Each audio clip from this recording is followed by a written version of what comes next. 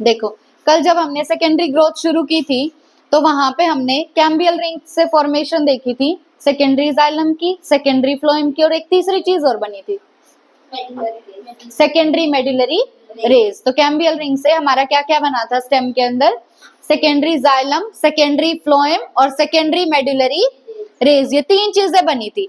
पर दो चीजें ऐसी थी जो क्रश हो गई थी, कौन कौन, सेकेंडरी फ्लोएम, प्राइमरी फ्लोएम और सेकेंडरी फ्लोएम क्रश हो गए थे। नहीं आई ये बात समझ, सेकेंडरी फ्लोएम देखो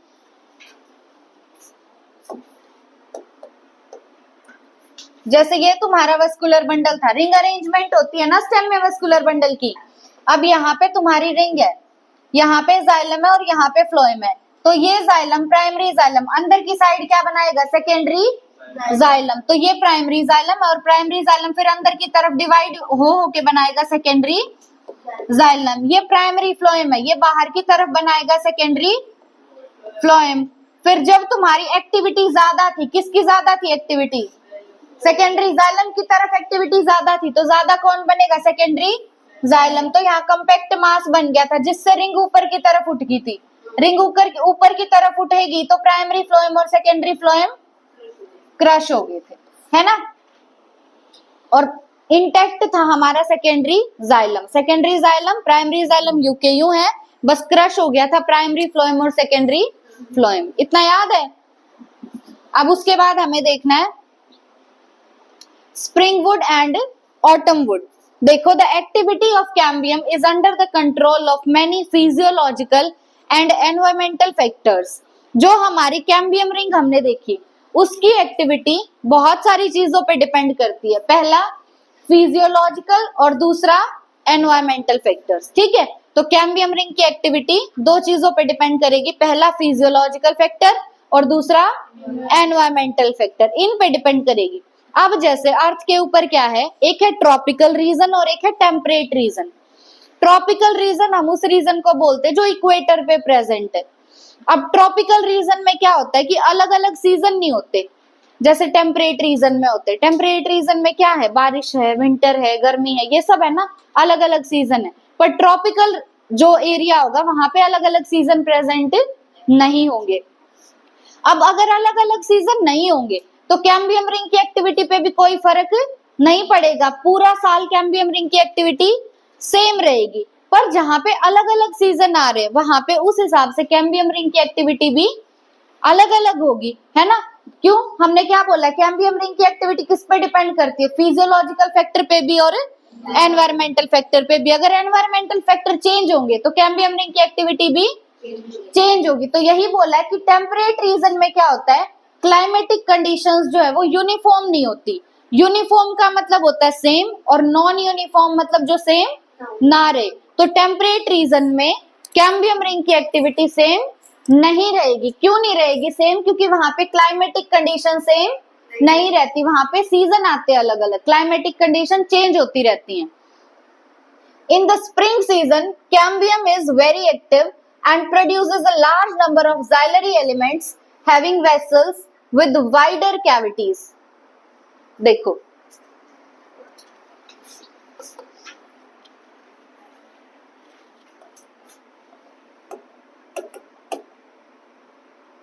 इसको क्या हो जाता है रोज। हमने बात की दो जगह की, पहली जगह है ट्रॉपिकल, कौन सा पहला एरिया, ट्रॉपिकल एरिया, और दूसरा एरिया है टेम्परेट, कौन सा दूसरा एरिया, टेम्परेट। ट्रॉपिकल में सीजन हमेशा सेम रहेगा, अलग अलग सीजन नहीं आएंगे, यहाँ पे क्लाइमेटिक कंडीशन सेम रहती हैं।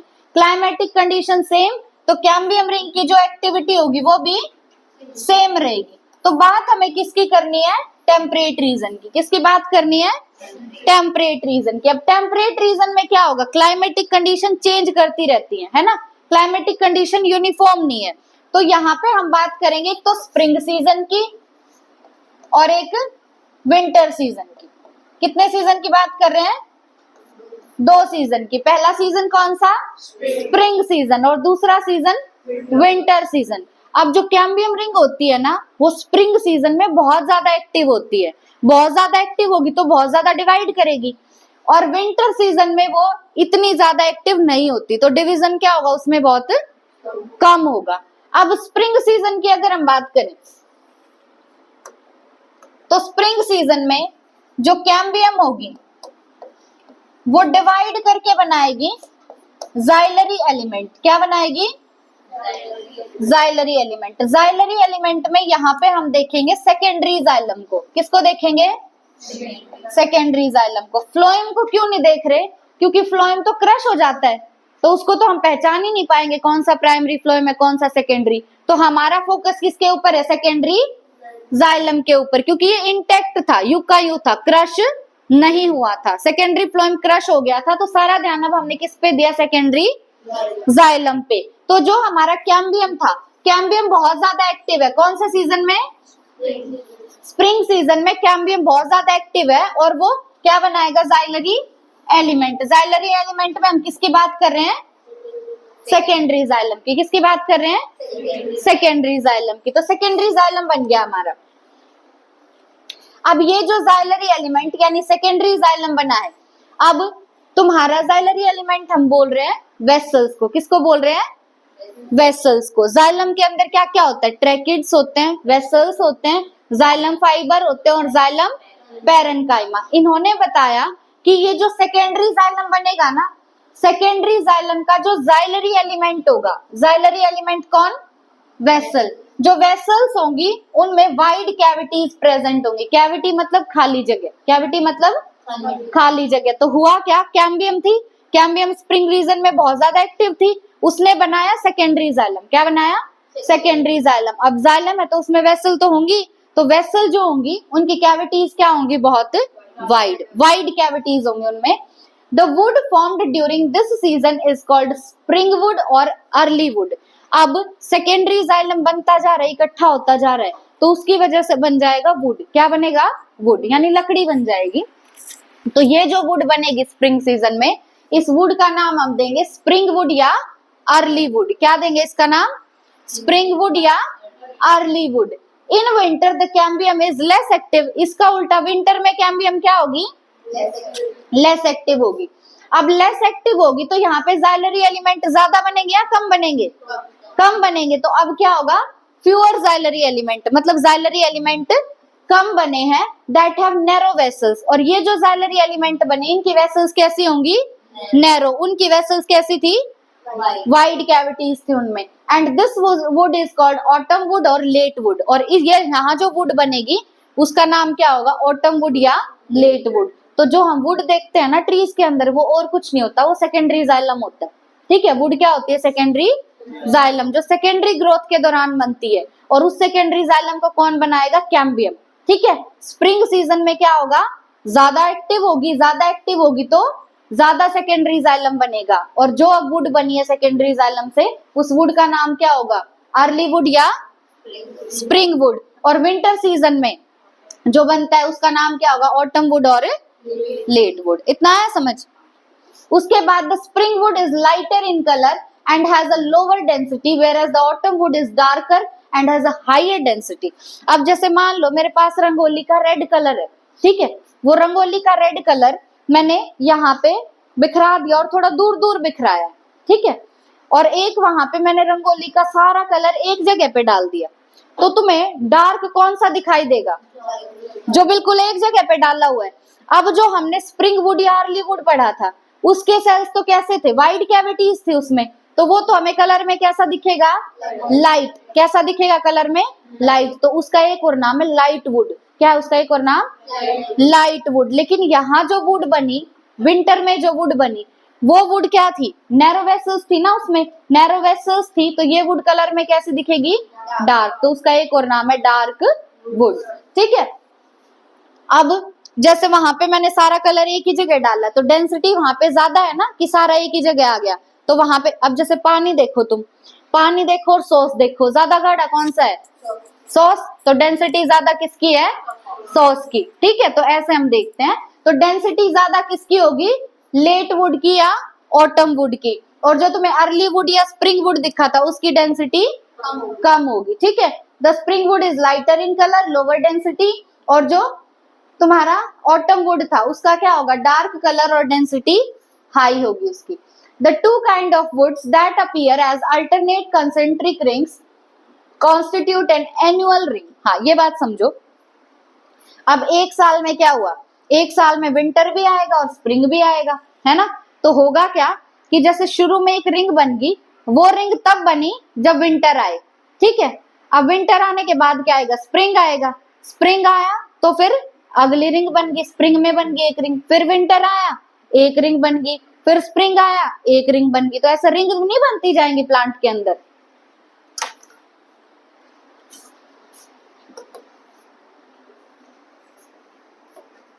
जैसे स्प्रिंग सीजन आया, स्प्रिंग सीजन में कौन सी वुड बनती है, स्प्रिंग वुड, तो ये बन गई कौन सी वुड, स्प्रिंग वुड। उसके बाद आया कौन सा, विंटर सीजन, है ना।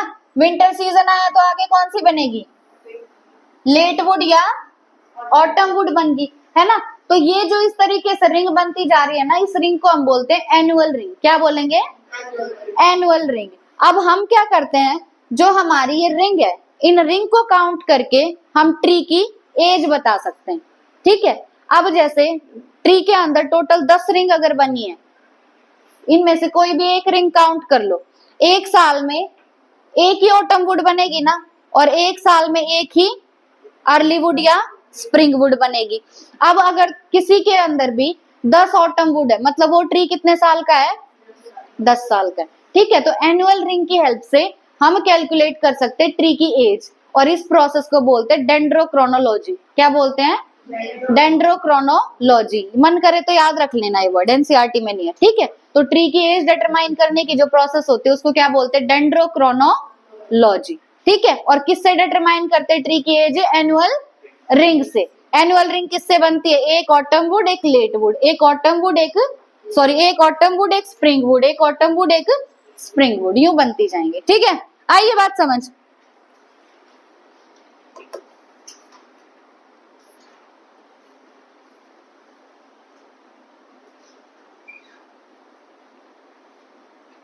तो एनुअल रिंग हमारी किससे मिलके बनी होती है, जो हमारी अल्टरनेट कंसेंट्रिक रिंग्स बनेगी। कंसेंट्रिक का मतलब क्या होता है, दोनों का सेंटर क्या हो, सेम हो।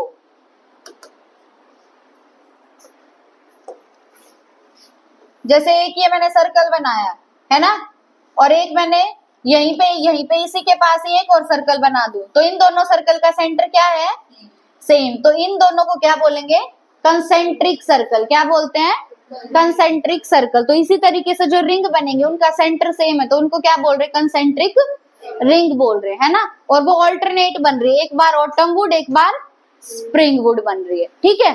और वही मिलके क्या बनाती है, एनुअल रिंग। तो ट्री की एज हम डिटरमाइन करेंगे with the help of annual ring. आया ये समझ।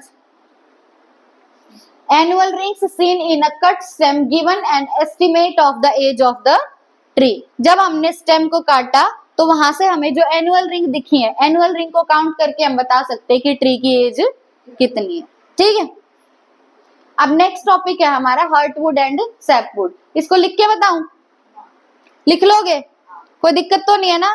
ध्यान रखना, स्प्रिंग में बनेगी स्प्रिंग वुड या अर्ली वुड, उसको लाइट वुड भी बोलते हो, डेंसिटी उसकी लो होगी, ठीक है। एल से लाइट और एल से ही लो डेंसिटी, ठीक है। Light in colour, low density. जबकि जो ऑटम वुड होती है या लेट वुड होती है वो डार्क इन कलर और डेंसिटी हाई होगी, ठीक है। उसके बाद नेक्स्ट आता है हमारे पास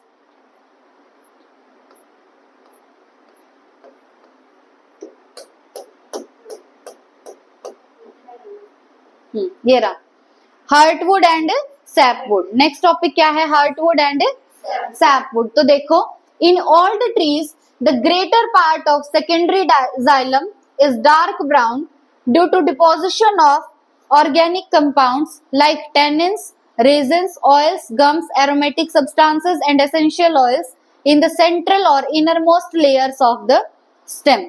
जो बहुत पुराने ट्री होते हैं ना, उन बहुत पुराने ट्रीज के अंदर क्या होगा, अब कोई इंसान अगर बूढ़ा होता है तो उसमें इन्फेक्शन के चांसेस बढ़ जाएंगे या कम हो जाएंगे, बढ़ जाएंगे, है ना, इन्फेक्शन के चांसेस बढ़ जाएंगे। तो अब ट्री चाहता है कि मैं अपने आप को प्रोटेक्ट करके रखूं, हम चाहते हैं कि हमारे दादा दादी सेफ रहें, प्रोटेक्टेड रहें, तो हम क्या खिलाएंगे, बुढ़ापे में च्यवनप्राश खिलाएंगे, है ना, कि अंदर से स्ट्रांग बने। तो ट्री भी क्या करता है, अपने अंदर ऐसी चीजें स्टोर करता है जिससे वो अंदर से स्ट्रांग बने, ठीक है। अब जैसे मैंने तुम्हें बताया है, एक सेलुलोज और एक लिग्निन, इसमें से प्लांट स्ट्रांग कब होगा, जब उसके अंदर लिग्निन जाए या सेलुलोज जाए, लिग्निन जाए। और लिग्निन जहां था वो चीज डेड थी या लिविंग थी, डेड। तो अब क्या होगा, जैसे हमारा सेकेंडरी जाइलम बनता गया और अंदर डिपॉजिट होता गया, ठीक है। अब प्लांट को होना है स्ट्रॉन्ग, क्योंकि बूढ़ा हो गया प्लांट, स्ट्रॉन्ग होना है। तो अब जो अंदर का सेकेंडरी जाइलम है ना, प्लांट कोशिश करेगा कि मैं उसको डेड कर दूं, डेड कर दूं, तो अब प्लांट के अंदर से स्ट्रेंथ बढ़ जाएगी, है ना। तो प्लांट क्या करेगा, अपने अंदर सेकेंडरी जाइलम में ऐसी ऐसी चीजों को इकट्ठा करना शुरू कर देगा जिससे अंदर की चीजें डेड हो जाएं, और डेड होके प्लांट अंदर से बिल्कुल स्ट्रांग हो जाए, ताकि अब उस पे इन्फेक्शन ना हो सके। ये चीज आई समझ, ठीक है। तो हुआ क्या कि जो ओल्ड ट्री होते हैं, ओल्ड ट्री में क्या हुआ, सेकेंडरी जाइलम का जो ज्यादातर पार्ट होता है वो कलर में कैसा दिखेगा, डार्क ब्राउन दिखेगा। ओल्ड ट्री है, ओल्ड ट्री में सेकेंडरी जाइलम का ज्यादातर पार्ट कलर में कैसा होता है, डार्क ब्राउन। अब वो क्यों है डार्क ब्राउन सेकेंडरी जाइलम, क्योंकि उस सेकेंडरी जाइलम के अंदर बहुत सारी चीजें डिपॉजिट हो गई है। अब उंगलियों पे गिनना क्या क्या डिपॉजिट हुआ है। पहली बात, organic compound like tannin, resin, oil, gums, aromatic substances and essential oils in the centre और inner most layers of the stem. जो स्टेम की बिल्कुल सेंटर में या अंदर वाली लेयर है, वहां पे क्या क्या इकट्ठा हो गया है, ऑर्गेनिक कंपाउंड, एरोमेटिक सब्सटेंसेस और एसेंशियल ऑयल्स। तीन चीजें हैं, organic compound, aromatic substances, essential oils. बोलो, एरोमेटिक कंपाउंड्स, ऑर्गेनिक कंपाउंड्स और एसेंशियल ऑयल्स। ऑर्गेनिक कंपाउंड कौन कौन से, बोलो, टैनिन, रेजिन, ऑयल, गम्स, चार ही हैं। क्या क्या है, टैनिन, रेजिन, ऑयल और गम्स। टैनिन, रेजिन, ऑयल और गम, ये तो ऑर्गेनिक कंपाउंड। दूसरा एरोमेटिक सब्सटेंसेस और तीसरा एसेंशियल ऑयल्स। ये सारे सेकेंडरी जाइलम में इकट्ठे हो गए। सेकेंडरी जाइलम में इकट्ठे हो गए तो सेकेंडरी जाइलम का ज्यादातर पार्ट कलर में कैसा होगा, डार्क ब्राउन। कौन से ट्री के अंदर, ओल्ड ट्री में। ये सब क्यों इकट्ठा हुआ, क्योंकि प्लांट को अपने आप को बचाना है ना, सेव करना है इन्फेक्शन से।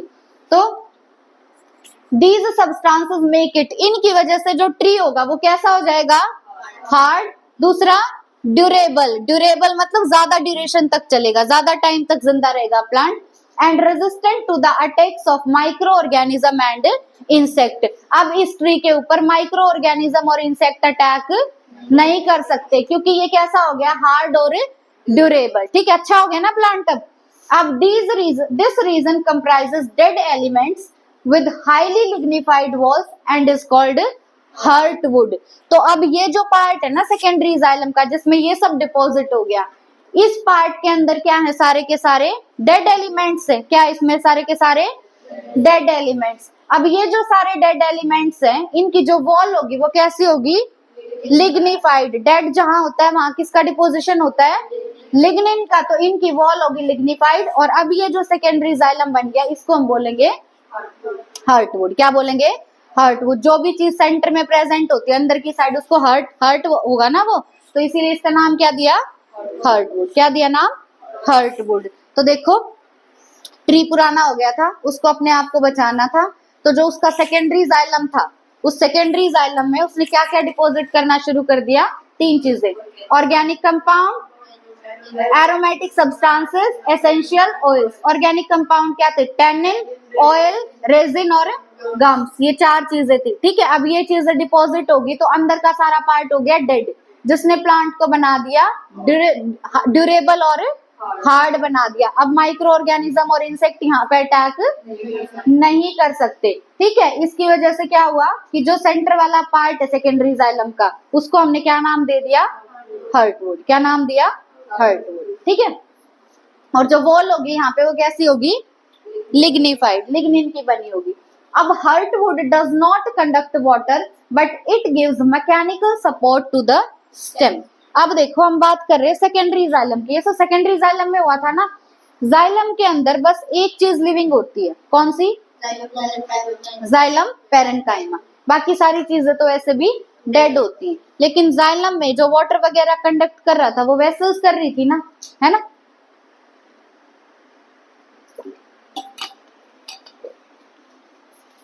नीट में क्वेश्चन आया था, एनसीईआरटी के बाहर से था वो।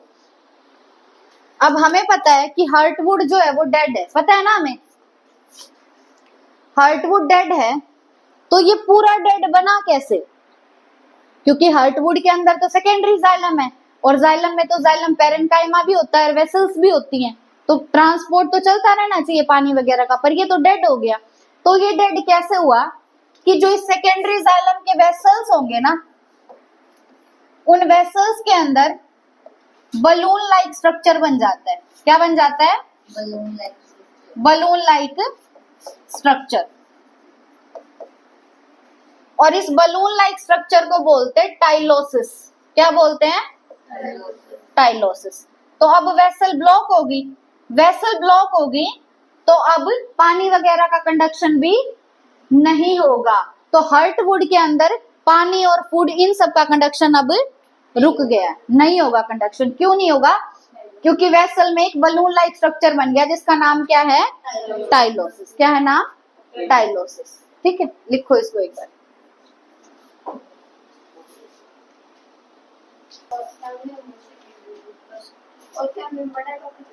नहीं हो जाएगा, 5 मिनट में हो जाएगा। देखो वेसल्स में बन गया बलून लाइक स्ट्रक्चर, नाम क्या है? टाइलोसिस। इसी वजह से अब हार्टवुड जो है उसमें वाटर का कंडक्शन नहीं होगा।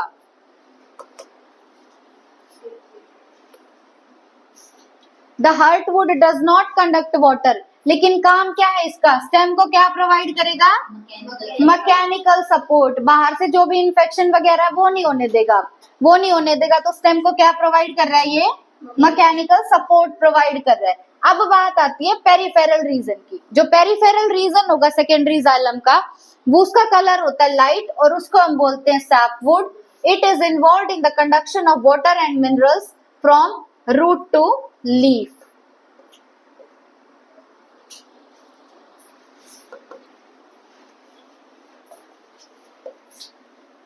देखो अब जो हमारा सेकेंडरी जाइलम बना था वो ऐसा तो है नहीं एक जगह बना होगा, समझ रहे हो। जैसे ये मान लो हमारा पूरा ट्री है, इस ट्री को तुम कैसे देखो? जैसे ये था ट्री, ऐसे था, ठीक है। अब इसको मैंने यहां से काट दिया, ऊपर वाले पार्ट को फेंक दो, और इसको ना अब मैंने यूं रख रखा है, ठीक है। तो ये पार्ट दिख रहा है तुम्हें ट्री का, समझ रहे हो। ये ऐसे खड़ा हुआ था ट्री, अब मैंने ऊपर वाला पार्ट यहाँ से काट के फेंक दिया, और अब इसको यूं कर दिया, और यूं दिखा रही हूँ तुम्हें, ठीक है।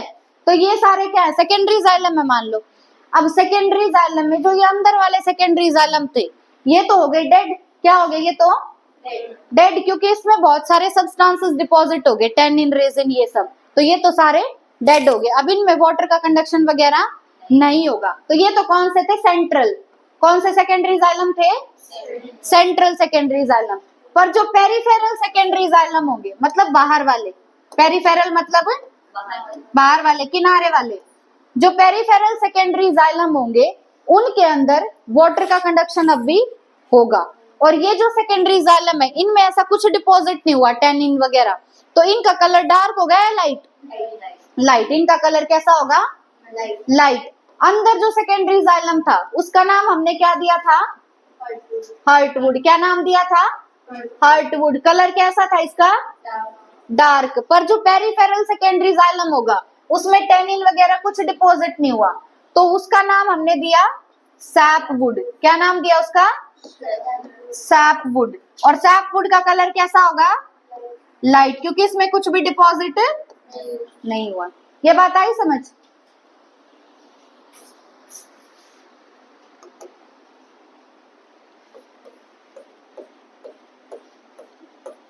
तो देखो यही बोला है कि जो पेरिफेरल रीजन होगा सेकेंडरी जाइलम का, उसका कलर कैसा है? लाइट। उसको क्या बोलेंगे? सैपवुड बोलेंगे। और सैपवुड डेड है या लिविंग है? लिविंग है, इसमें तो कुछ डिपॉजिट नहीं हुआ, तो यहाँ पे क्या होगा, वाटर और मिनरल्स का कंडक्शन आराम से हो सकता है फ्रॉम रूट टू लीफ। ठीक है, आया इतना समझ? हार्टवुड और सैपवुड क्लियर? हाँ, नहीं आया? आगे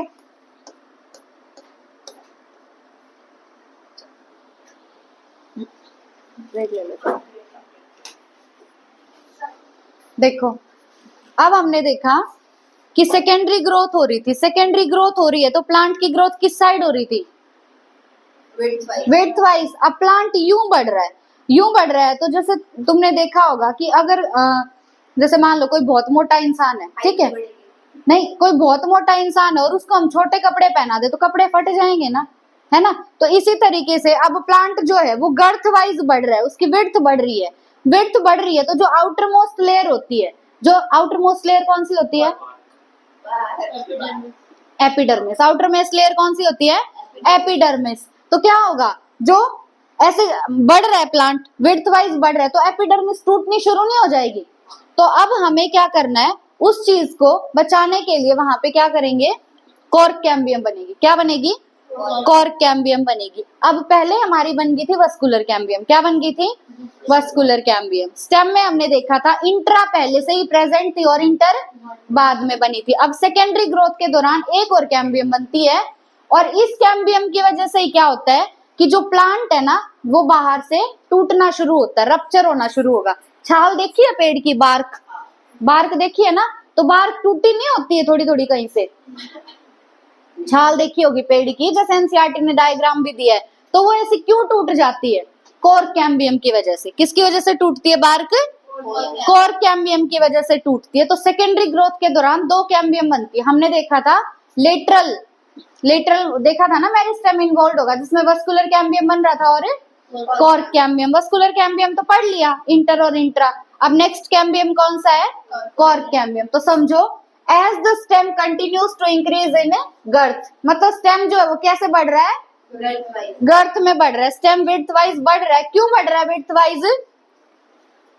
क्योंकि वस्कुलर कैम्बियम डिवाइड कर रहा है ना। वस्कुलर कैम्बियम मतलब जो रिंग बनी थी इंटरफेसिकुलर इंट्राफेसिकुलर को मिला के जो कैम्बियल रिंग बनी थी वो डिवाइड कर रही है, और उसके डिवीजन की वजह से स्टेम गर्थ में बढ़ रहा है ना, उसकी विड्थ बढ़ रही है, जिसकी वजह से क्या होगा, the outer cortical and epidermis layer get broken and need to be replaced to provide new protective cell layers. उसकी वजह से क्या होगा कि जो हमारा एपिडर्मिस है और जो कॉर्टेक्स है वो डिवाइड होने शुरू हो जाते हैं, सॉरी टूटने शुरू हो जाते हैं। अब टूटने शुरू हो गए तो प्लांट प्रोटेक्टेड नहीं रहेगा, है ना, प्लांट को हार्म हो सकता है अब किसी से भी। तो अब अगर प्लांट को प्रोटेक्शन प्रोवाइड करनी है तो हमें जरूरत है नई प्रोटेक्टिव सेल लेयर्स की। क्या कह रहा है कि हमारे पास था वस्कुलर कैम्बियम, था वस्कुलर कैम्बियम डिवाइड किया। अब जब तुम्हें मैंने रूट और स्टेम पढ़ाया था तो उसमें सबसे बाहर वाली लेयर कौन सी थी? एपिडर्मिस। एपिडर्मिस के बाद वाला मेन पोर्शन क्या था? कॉर्टेक्स, है ना, और सबसे अंदर क्या था? Vascular bundle. क्या था? मतलब पिथ था, लेकिन इनसे अंदर की साइड कौन थे? Vascular bundle. अब यहाँ पे प्रेजेंट है वस्कुलर कैम्बियम। अब ये वस्कुलर कैम्बियम जो है, ये वस्कुलर कैम्बियम जो है ये डिवाइड करती रहेगी, डिवाइड करती रहेगी, तो यहाँ से प्लांट की विड्थ बढ़ती रहेगी। ये पूरा ऐसे ना सर्कल में है, ठीक है। अब ये वस्कुलर कैम्बियम ऐसे डिवाइड कर रहा है, डिवाइड कर रहा है, तो कॉर्टेक्स और एपिडर्मिस क्या होंगे? अब टूटने शुरू हो जाएंगे। समझ रहे हो?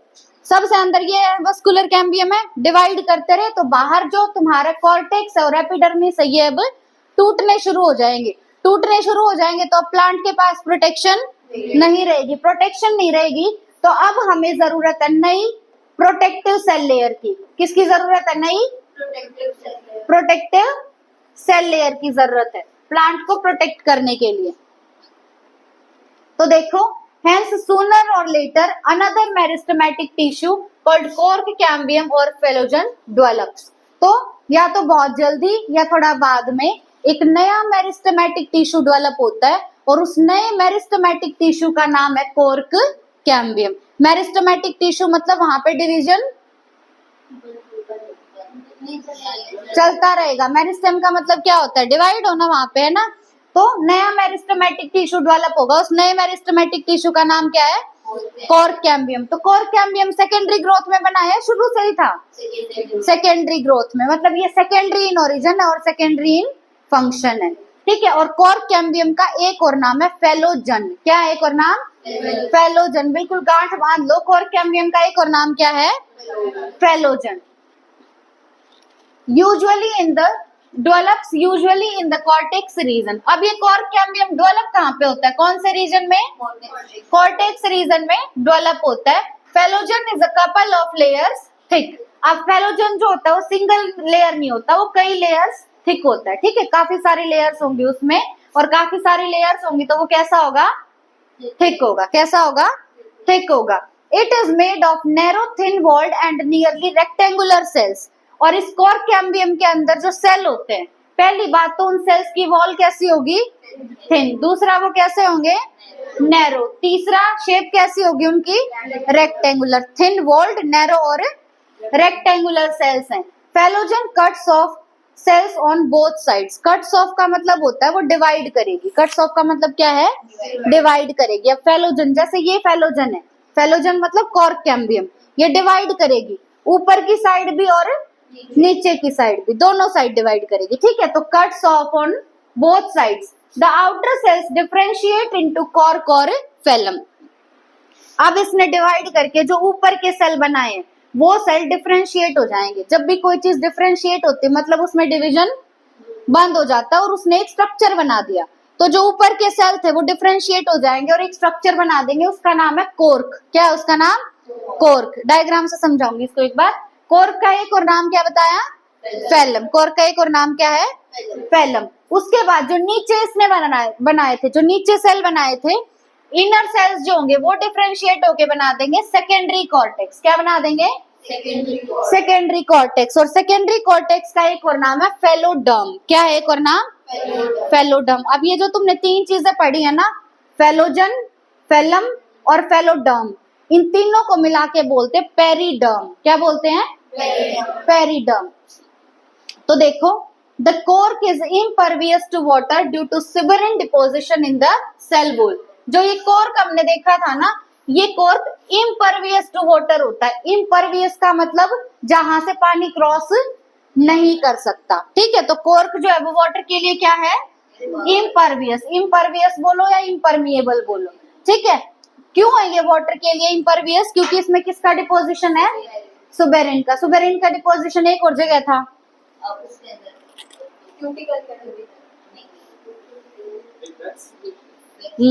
वैक्सीलेयर थी सुबेरिन, और सुबेरिन का डिपोजिशन कहाँ पे बताया था?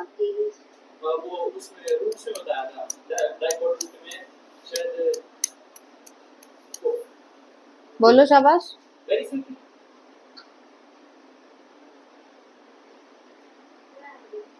एपिडर्मिस के ऊपर वैक्सीलेयर कॉर्टेक्स। तुम्हें बताया गया था कि एंडोडर्मिस में कैस्पेरियन स्ट्रिप्स प्रेजेंट थी।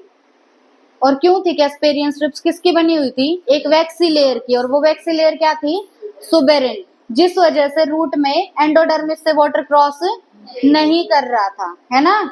सुबेरिन की एक वैक्सीलेयर थी जो बना रही थी casparian strips in the endodermis of root. तो ये यहाँ पे जो तुमने कोर्क या फेलम देखा है, कोर्क भी वाटर के लिए क्या होता है? इम्परवियस। मतलब यहाँ से वाटर क्रॉस नहीं कर सकता। वाटर क्रॉस क्यों नहीं कर सकता? क्योंकि इसके अंदर सुबेरिन डिपॉजिट है। क्या डिपॉजिट है? सुबेरिन। इसकी सेल वॉल में सुबेरिन डिपॉजिट है, इसीलिए यहाँ से पानी क्रॉस नहीं करेगा। अब अगर हम बात करें सेकेंडरी कॉर्टेक्स के सेल्स की, तो सेकेंडरी कॉर्टेक्स के सेल्स होते हैं पेरेन्काइमेटस। कैसे होंगे सेल्स? पेरेन्काइमेटस होंगे। अब ये जो फेलोजन है, फेलम है और फेलोडर्म है, इन तीनों को एक साथ क्या बोलते हैं? पेरिडर्म। क्या बोलते हैं? Periderm. Due to activity of the cork cambium, pressure builds up on the remaining layers peripheral to phelogen, and ultimately these layers die and slow off. देखो, पहले यहां तक समझो, पेरिडर्म तक ध्यान से देखना बिल्कुल।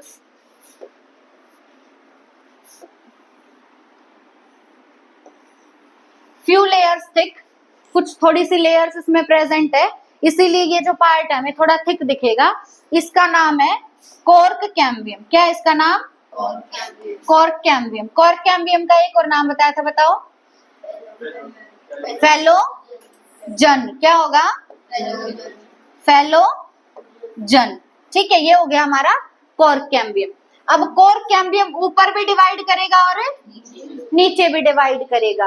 अब ऊपर डिवाइड करके इसने कुछ सेल बना दिए, वो सेल फिर डिफरेंशिएट हो जाएंगे। क्या हो जाएंगे? वो सेल डिफरेंशिएट, और वो सेल डिफरेंशिएट होके एक लेयर बना देते हैं। उस लेयर का नाम क्या है? कॉर्क या फिर फेलम। क्या है उस लेयर का नाम? कॉर्क या फेलम। और इसी तरीके से इसने नीचे भी डिवाइड करके कुछ सेल बनाए, और उन सेल्स ने भी डिफरेंशिएट होके एक लेयर बना दी। उस लेयर का नाम क्या है? फेलोडर्म या सेकेंडरी कॉर्टेक्स। फेलोडर्म या सेकेंडरी कॉर्टेक्स। और ये जो तुम्हारा कॉर्क कैम्बियम है, ये कौन से रीजन में प्रेजेंट था? बताओ। कॉर्टेक्स रीजन में। कौन से रीजन में है ये? क्यों? क्योंकि वस्कुलर कैम्बियम जो डिवाइड कर रही थी उसकी वजह से टूटना शुरू कौन हुआ था? कॉर्टेक्स और एपिडर्मिस, है ना। तो हमें तो बचाना है, प्रोटेक्टिव लेयर बनानी। ये प्रोटेक्टिव लेयर है ना, तो ये कहाँ पे प्रेजेंट होगी? कॉर्टेक्स में। कहाँ पे होगी? कॉर्टेक्स में। तो ये हो गया तुम्हारा फेलम, फेलोजन और फेलोडर्म। और इन तीनों को मिला के क्या बोलेंगे? तीनों लेयर्स को मिला के पेरिडर्म। क्या बोलेंगे? पेरिडर्म। बहुत ज्यादा इंपॉर्टेंट है, ठीक है। और तुम्हें क्या बताया था? जो सेकेंडरी कॉर्टेक्स या फेलोडर्म के सेल हैं वो कैसे होंगे? पेरेन्काइमेटस। कैसे होंगे? पेरेन्काइमेटस। और जो कॉर्क के सेल बताए थे वो कैसे थे? थिन वॉल्ड और रेक्टेंगुलर शेप्ड और narrow. Thin walled, rectangular shaped और नैरो, ठीक है।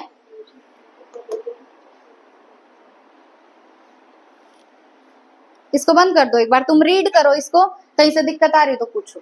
बहुत ज्यादा इंपॉर्टेंट है ये टॉपिक। देखो, अब कॉर्क कैम्बियम की एक्टिविटी की वजह से हो क्या रहा है? कॉर्क कैम्बियम भी तो डिवाइड ही कर रहा है ना। तो कॉर्क कैम्बियम का एक और नाम क्या लिया था?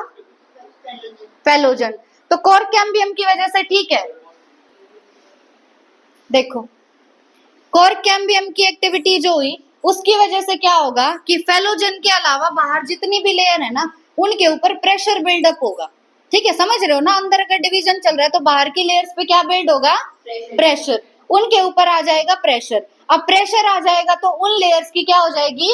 डेथ। मर जाएंगी वो लेयर्स, और मर जाएंगी तो स्लो ऑफ हो जाएंगे, मतलब झड़ जाएंगे। ठीक है, जैसे टाइम टू टाइम जो पेड़ की बाहर से जो छाल है वो झड़ती रहती है ना। क्यों झड़ती रहती है? क्योंकि अंदर वस्कुलर कैम्बियम भी डिवाइड कर रहा है, कोर कैम्बियम भी डिवाइड कर रहा है, तो बाहर की जो बार्क है, जो बाहर की लेयर है वो झड़ती रहती है ना। तो यही बोला गया कि कोर कैम्बियम की एक्टिविटी की वजह से बाहर वाली लेयर्स पे प्रेशर बिल्ड होगा। उस प्रेशर की वजह से जो लेयर्स होंगी वो मर जाएंगी और स्लो ऑफ हो जाएंगी। स्लो ऑफ होना मतलब झड़ जाना। अब बात आती है बार्क की। नेक्स्ट क्या है? बार्क। बार्क जो है, पहली बात तो एक नॉन टेक्निकल टर्म है। कैसी टर्म है? Non technical term. दूसरा, बार्क का मतलब क्या है? All the tissues exterior to the vascular cambium. Vascular cambium के बाहर जितने भी टिश्यू है ना, उन सारे टिश्यूज को मिला के हम क्या बोलेंगे? बार्क। क्या बोलेंगे? बार्क। ठीक है, देयरफॉर इंक्लूडिंग सेकेंडरी फ्लोएम। तो इस बार्क में हमने किसको इंक्लूड कर लिया? सेकेंडरी फ्लोएम को भी इंक्लूड कर लिया। वस्कुलर कैम्बियम के बाहर जितनी भी लेयर्स हैं। क्यों? क्योंकि सेकेंडरी फ्लोएम तो क्रश हो गया था प्राइमरी फ्लोएम के साथ, है ना। तो इंक्लूडिंग वैसे तो जो तुम्हारा सेकेंडरी फ्लोएम है वो किसका पार्ट है? वस्कुलर मंडल का ही पार्ट है ना। हाँ, हम बोल तो क्या रहे हैं? Vascular cambium. लेकिन वस्कुलर कैम्बियम में हमने इंक्लूड कर लिया यहाँ पे सेकेंडरी फ्लोएम को भी। ठीक है, हमने क्या कहा कि वस्कुलर कैम्बियम के बाहर का जितना भी पार्ट है उसको हम क्या बोल रहे हैं? बार्क बोल रहे हैं। और इस बार्क में हमने इंक्लूड कर लिया साथ में सेकेंडरी फ्लोएम को भी, हालांकि वो वस्कुलर कैम्बियम का ही पार्ट था। ठीक है, इसी का bark refers to a number of tissue types with periderm and secondary phloem. Bark में क्या क्या आ जाएगा? पेरिडर्म आ जाएगा और सेकेंडरी फ्लोएम। पेरिडर्म में क्या क्या है तुम्हारे पास? फैलम, फेलोजन और फेलोडर्म। तो फैलम, फेलोजन और फेलोडर्म और सेकेंडरी फ्लोएम, यही मिलके क्या बनाते हैं? बार्क। ठीक है, बार्क दैट इज, अब जैसे तुम नोट्स बनाओ नोटबुक में तो क्या लिखोगे? Bark is equal to periderm plus secondary phloem. फिर पेरिडर्म के नीचे एरो लगा के लिखो, पेरिडर्म में क्या क्या है? फेलोजन, फैलम और फेलोडर्म। ठीक है, bark that is formed early in the season, season में जो शुरुआत में बार्क बनती है उस बार्क को बोलेंगे अर्ली बार्क। क्या बोलेंगे? Early bark. और एक और नाम है उसका सॉफ्ट बार्क। क्या है एक और नाम? Soft bark. जो सीजन के एंड में बार्क बनती है उसको बोलते हैं लेट बार्क। क्या बोलेंगे? Late bark. अब ये सॉफ्ट बार्क था तो इसका नाम क्या है? Hard bark. ठीक है, उसके बाद at certain regions the phellogen cuts off closely arranged parenchymatous cells on the outer side instead of cork cells। अब होता क्या है कि कई बार कई जगह पे जो फेलोजन है, फेलोजन का काम तो क्या था नॉर्मली? बाहर की साइड फेलम बनाना और अंदर की साइड फेलोडर्म बनाना। पर कई बार कई जगह क्या होता है कि ये जो फेलोजन है ये कुछ पेरेंकाइमेटस सेल्स को कट ऑफ करती है, मतलब पेरेंकाइमेटस सेल्स को डिवाइड कर तोड़ने लग जाती है उनको। ठीक है, कौन से सेल्स को? पेरेंकाइमेटस सेल्स को। जो इसका नॉर्मल काम था बाहर की साइड फेलम बनाना, अंदर की साइड फेलोडर्म बनाना, उसकी जगह ये क्या करती है? कुछ क्लोजली अरेंज्ड पेरेंकाइमेटस सेल्स को कट ऑफ करना शुरू कर देती है। ठीक है, अब ये जो पेरेंकाइमेटस सेल्स हैं soon rupture the epidermis forming a lens shaped opening called lenticels। In parenchymatous sales की वजह से क्या होगा कि जो एपिडर्मिस है ना वो रप्चर हो जाएगी। रप्चर होना मतलब टूट जाएगी। ठीक है, क्या हो जाएगी? एपिडर्मिस रप्चर हो जाएगी मतलब टूट जाएगी। ठीक है, और टूटने की वजह से एक स्ट्रक्चर बनेगा, उसकी शेप होगी लेंस जैसी। कैसी शेप होगी उसकी? लेंस जैसी। उस स्ट्रक्चर को बोलते हैं लेंटिसेल। क्या बोलते हैं? लेंटिसेल। अब जैसे तुम्हारा प्लांट है, प्लांट की जैसे जैसे एज बढ़ रही है या प्लांट पुराना हो रहा है तो प्लांट को एयर की भी तो जरूरत है ना, तो वो प्लांट को एयर कहाँ से मिलेगी? लेंटिसेल से। कहाँ से मिलेगी? लेंटिसेल से। तो लेंटिसेल का काम क्या है? Permit the exchange of gases between outer atmosphere and the internal tissue of the stem. जो स्टेम का अंदर का टिश्यू और जो बाहर का एटमॉस्फेयर है उनके बीच में गैसेस का एक्सचेंज कौन कराएगा? लेंटिसेल। कौन कराएगा? Lenticel. These occur in most woody trees. जो लेंटिसेल्स का फॉर्मेशन होता है वो मोस्टली कौन से ट्रीज में होगा? वुडी ट्रीज में होगा। ठीक है, तो हमने क्या देखा कि नॉर्मल काम तो था कॉर्क कैम्बियम का कि बाहर की साइड बना रहा है फेलम और अंदर की साइड बना रहा है फेलोडर्म, पर कुछ पेरेंकाइमेटस सेल्स के अंदर ये क्या करा देगा? लेंटिसेल्स का फॉर्मेशन करा देगा। किसका फॉर्मेशन? लेंटिसेल्स का। ये लेंटिसेल्स कहाँ बनेंगे? एपिडर्मिस में। कहाँ बनेंगे? एपिडर्मिस में। और लेंटिसेल्स की शेप क्या होगी? लेंस जैसी होगी। काम क्या है इनका? Gaseous exchange. क्या है काम? Gaseous exchange. तो यही बोला है, क्लोजली अरेंज पेरेंकाइमेटस सेल्स थे कॉर्क सेल के बाहर, उनको क्या करा दिया इसने?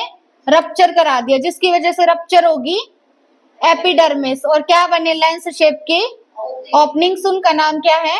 लेंटिसेल। काम है एक्सचेंज ऑफ गैसेस। अब बस ये लास्ट टॉपिक है।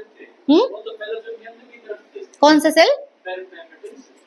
क्यों सिर्फ फेलोजन के अंदर की तरफ क्यों पेरेंकाइमेटस सेल्स? फेलोडर्म है ना पेरेंकाइमेटस, तो बाहर की तरफ तो अरे फेलोडर्म का नहीं देख रहे, एपिडर्मिस का देख रहे हैं। एपिडर्मिस में बन रहे लेंटिसेल्स। तुमने कॉर्टेक्स का देख लिया। तुम्हारा ये जो बना है फेलोजन, जो है फेलोजन ने बनाया फेलम और अंदर की साइड बनाया फेलोडर्म। ये कौन से रीजन में बना है? कॉर्टेक्स रीजन में बना है। कॉर्टेक्स रीजन के बाहर कौन सा एरिया है? एपिडर्मिस। एपिडर्मिस में कौन से सेल होते हैं? पेरेंकाइमेटस सेल होते हैं। एपिडर्मिस में पेरेंकाइमेटस सेल होते हैं ना, तो उन पेरेंकाइमेटस सेल्स में ही क्या बन जाएंगे? लेंटिसेल्स। क्या बन जाएंगे? लेंटिसेल्स। वो एपिडर्मिस रप्चर हो जाएगी। समझ रहे हो? अब नेक्स्ट हमारा है लास्ट टॉपिक, बस इतना ही है, ये सेकेंडरी ग्रोथ इन रूट। क्या है? Secondary growth in root. पर मोनोकोट में रूट और स्टेम हो, सेकेंडरी ग्रोथ नहीं होती। सेकेंडरी ग्रोथ सिर्फ होगी डाइकोट स्टेम में और डाइकोट रूट में। मोनोकोट में स्टेम हो या रूट हो, दोनों में सेकेंडरी ग्रोथ नहीं होती क्योंकि उनमें कैम्बियम प्रेजेंट नहीं होता। अब जब हमने डाइकोट स्टेम देखा था ना, तो डाइकोट स्टेम में हमने ये देखा था कौन सा वस्कुलर कैम्बियम था जो शुरू से प्रेजेंट था, कौन सा वस्कुलर कैम्बियम शुरू से प्रेजेंट था प्राइमरी टाइम, इंट्राफेसिकुलर। बाद में सिर्फ हमने बनवाया इंटर और कॉर्क कैम्बियम बनवाया। लेकिन जो सेकेंडरी सॉरी ये जो तुम्हारी डाइकोट रूट है ना, डाइकोट रूट में इंटरफेसिकुलर भी और इंट्राफेसिकुलर भी दोनों बाद में बनते हैं, शुरू में कुछ भी प्रेजेंट नहीं होता। समझ रहे हो? स्टेम में तो हमने क्या देखा, इंट्रा शुरू से प्रेजेंट था, पर डाइकोट रूट में क्या होगा कि इंटर भी सेकेंडरी ग्रोथ के टाइम में बनेगा और इंट्रा भी सेकेंडरी ग्रोथ के टाइम में बनेगा। तो इन द डाइकोट रूट, हाँ एक बार इसका डायग्राम समझ लो तुम, देखो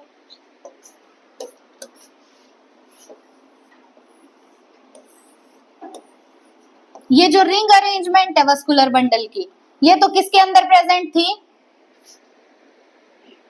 रिंग अरेंजमेंट ऑफ वस्कुलर किस में थी, स्टेम में थी। Ring arrangement of vascular bundle तो किस में थी, स्टेम में। डाइकोट स्टेम में देख लिया हमने, क्या बोलते थे इसको, कौन सा वस्कुलर बंडल है ये, यहाँ जाइलम है और यहाँ फ्लोएम है। कौन सा वस्कुलर बंडल है, जाइलम फ्लोएम। कौन सा वस्कुलर बंडल है, कॉन्जॉइंट। तो स्टेम में कौन सा था, कॉन्जॉइंट, ठीक है। और यहाँ जो रिंग बनी वो रिंग थी सर्कुलर, जो कैम्बियल रिंग बनाई ना हमने सेकेंडरी ग्रोथ में, सेकेंडरी ग्रोथ में हमने कैम्बियल रिंग बनाई, ये था इंट्राफेसिकुलर कैम्बियम और यहाँ बन गया था इंटरफेसिकुलर कैम्बियम, और उन्होंने मिलके बना दी थी कौन सी रिंग, कौन सी रिंग बना दी, कैम्बियल रिंग। कौन सी रिंग बनाई, कैम्बियल रिंग। और कैम्बियल रिंग की शेप क्या है, सर्कुलर। कैसी शेप है, सर्कुलर। लेकिन अब हम बात करेंगे रूट की। रूट में वस्कुलर बंडल बताओ कैसे थे, रेडियल। कैसे थे, रेडियल। यहाँ मान लो फ्लोएम है तो यहाँ क्या होगा, जाइलम। यहाँ क्या होगा, जाइलम। यहाँ फ्लोएम है तो यहाँ क्या होगा, जाइलम। यहाँ फ्लोएम तो यहाँ जाइलम। ऐसा कुछ था ना, मतलब जाइलम और फ्लोएम अलग अलग रेडियस पे प्रेजेंट है ऑल्टरनेट मैनर में। ये था radial arrangement of vascular bundle. किसमें होगा, रूट में। किसमें होगा, रूट में। अब यहाँ ना तो शुरू से इंटरफेसिकुलर कैम्बियम है और ना इंट्रा, दोनों बाद में बनेंगे। तो कैसे बनेंगे, देखो अब यहाँ इंटर इंट्रा का तो कुछ कंसेप्ट रह ही नहीं गया ना, क्योंकि ये जाइलम ये फ्लोएम, इंटर इंट्रा का तो कोई कंसेप्ट है ही नहीं। यहाँ सिर्फ क्या होगा, वस्कुलर कैम्बियम।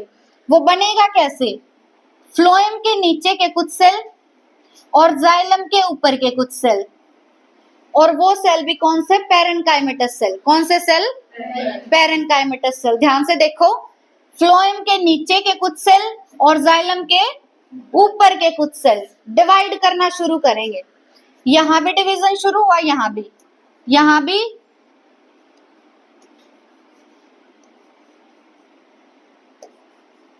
अब इन सबको मिला दो,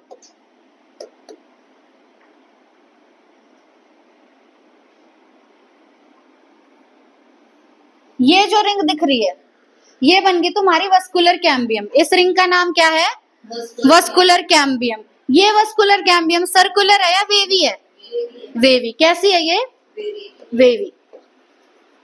यानी डाइकोट रूट में जो कैम्बियम रिंग बनती है वो सर्कुलर नहीं होती, वो वेवी होती है। पर बाद में इसकी भी शेप कैसी हो जाएगी, सर्कुलर। बाद में इसकी भी शेप कैसी हो जाएगी, सर्कुलर। तो यही मेन इंपॉर्टेंट बात थी समझने की, कि डाइकोट रूट में जो रिंग बनती है, जो वस्कुलर कैम्बियम की रिंग बनती है, कैम्बियम रिंग, उसकी शेप क्या होगी, वेवी। कैसी शेप होगी, वेवी। तो in the dicot root vascular cambium is completely secondary in origin. यहाँ पे ये इंपॉर्टेंट डिफरेंस है कि डाइकोट रूट में vascular cambium origin wise completely secondary है। वस्कुलर कैम्बियम में वहां देखा था तुमने इंट्रा और इंटर, लेकिन वहां पे स्टेम में इंट्रा था प्राइमरी इन ओरिजिन, पर यहाँ पे पूरा का पूरा वस्कुलर कैम्बियम ओरिजिन वाइज कैसा है, सेकेंडरी। ओरिजिन वाइज सेकेंडरी होने का मतलब है प्लांट में सेकेंडरी ग्रोथ के टाइम पे बनेगा, प्लांट में शुरू से प्रेजेंट नहीं है। तो डाइकोट रूट में vascular cambium completely secondary in origin, मतलब शुरू से कुछ भी प्रेजेंट यहाँ नहीं था जैसा वहां था। It originates from the tissues located just below the phloem, a portion of pericycle tissue above the protoxylem forming a complete and continuous wavy ring which later becomes the circular। यहाँ पे जो wavy ring बनी है, wavy ring के बारे में इन्होंने क्या लिखा है कि फ्लोएम बंडल के जस्ट नीचे पेरिसाइकल टिश्यू का एक पोर्शन होता है। फ्लोएम बंडल के जस्ट नीचे किसका पोर्शन होगा? पेरिसाइकल टिश्यू का। पेरिसाइकल टिश्यू का एक पोर्शन होगा अबव द प्रोटोजाइलम, और प्रोटोजाइलम के ऊपर। मैंने कहा था तुम्हें जाइलम के ऊपर और फ्लोएम के नीचे। अब जाइलम में भी तुम्हारे पास दो चीजें होती हैं, एक प्रोटोजाइलम और एक मेटाजाइलम। अब रूट की बात कर रहे हैं हम, तो रूट में प्रोटोजाइलम कहाँ पे होगा? कहाँ पे होगा? पेरीफेरी में। रूट में प्रोटोजाइलम कहाँ पे? पेरीफेरी में। तो वो प्रोटोजाइलम और फ्लोएम के नीचे पेरिसाइकल टिश्यू का कुछ पोर्शन, ये मिलके एक रिंग बना देंगे। उस रिंग का नाम क्या है? Wavy ring. कैसी है वो रिंग? Wavy ring. लेकिन बाद में ये भी कैसी हो जाएगी? सर्कुलर। कैसी हो जाएगी? सर्कुलर। बाकी जो इवेंट्स है ना यहाँ वो सेम है। कैसे? कि जो कैम्बियम है तुम्हारी वो बाहर की साइड डिवाइड करके बनाएगी सेकेंडरी फ्लोएम, अंदर की साइड डिवाइड करके बनाएगी सेकेंडरी जाइलम। अंदर की साइड एक्टिविटी ज्यादा तो अंदर डिवीजन ज्यादा, बाहर डिवीजन कम। बाकी की एक्टिविटी सारी वैसी है जैसी हमने पढ़ी थी डाइकोट स्टेम के अंदर। अब एक लास्ट बात जो इंपॉर्टेंट यहाँ देखिए वो समझ लो बस।